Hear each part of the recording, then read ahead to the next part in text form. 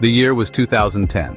Sarah Lawrence College, a place of learning and intellectual curiosity, became the hunting ground for a predator. This serene campus, known for its progressive values and tight-knit community, was about to be shaken to its core. Larry Ray, fresh out of prison, slithered into the dorm room of his daughter, Talia.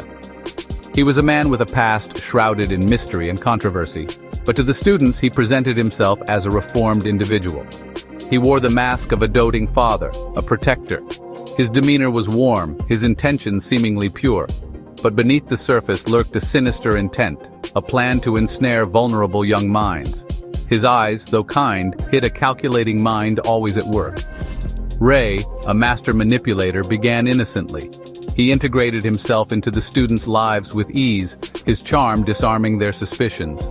He cooked elaborate meals for the students, regaling them with tales of his supposed past. These meals were not just about food, they were about creating bonds, establishing trust. He claimed to be a former CIA operative, a man of power and influence. His stories were captivating, filled with intrigue and danger, making him seem larger than life.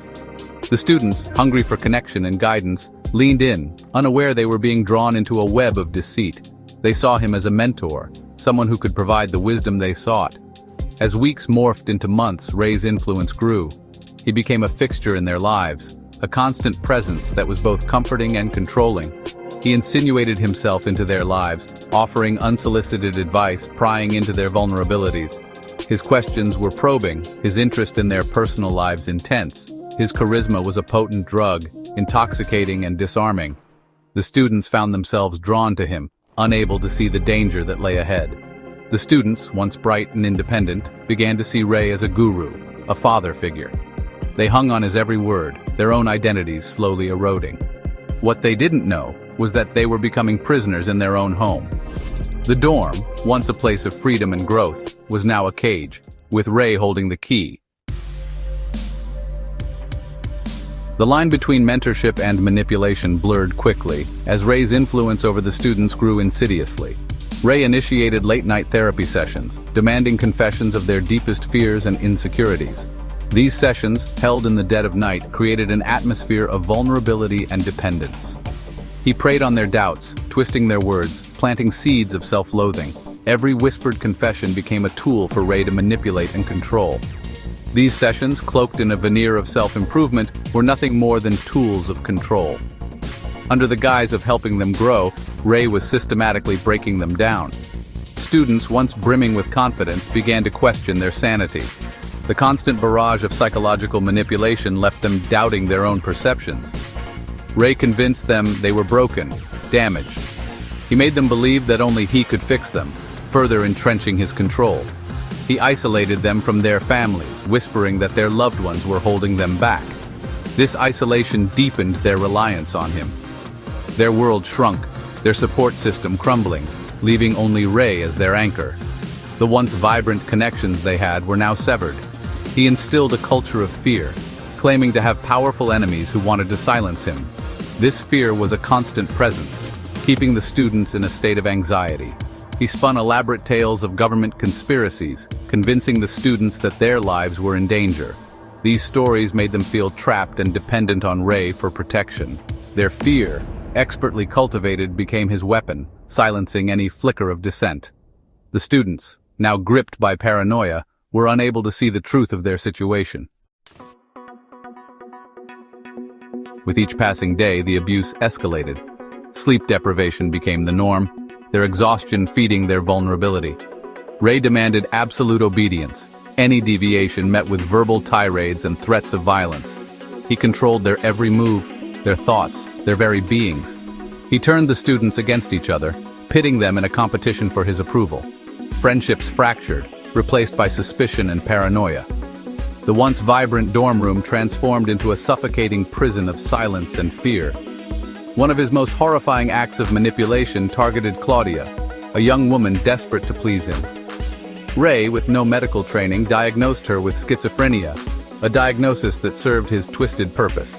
He used this fabricated illness to justify his escalating abuse, turning her into a pawn in his sick game. Claudia's torment took a horrifying turn. What started as subtle manipulation soon escalated into a nightmare.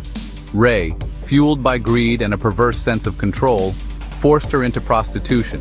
He saw her as nothing more than a tool to be exploited. He pimped her out to strangers, pocketing the profits, her suffering a testament to his depravity. Each transaction deepened her despair. Over 4 agonizing years, Claudia was forced to endure unimaginable horrors, her spirit slowly crushed under the weight of Ray's abuse. The light in her eyes dimmed with each passing day. The financial exploitation extended beyond Claudia. Ray's greed knew no bounds. Ray extorted money from the students, fabricating debts, claiming they had damaged his property. His lies were as convincing as they were cruel. He bled their families dry, leaving them financially and emotionally bankrupt.